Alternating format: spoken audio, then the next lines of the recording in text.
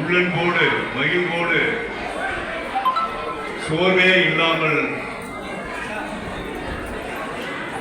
உங்கள் அன்பை வெளிப்படுத்தி இருப்பது உண்மையிலேயே உங்களுடைய உள்ளம் ஐக்கியப்பட்டிருக்கின்றது என்பதுதான் நான் உணரப்படுகின்றேன்.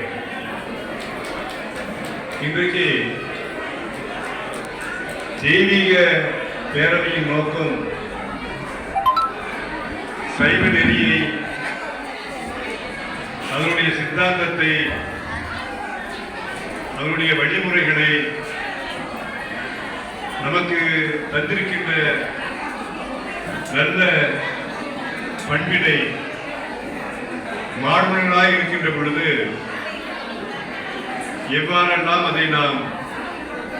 சமுதாயத்தில் செயல்படுத்திட வேண்டும் என்பதற்காக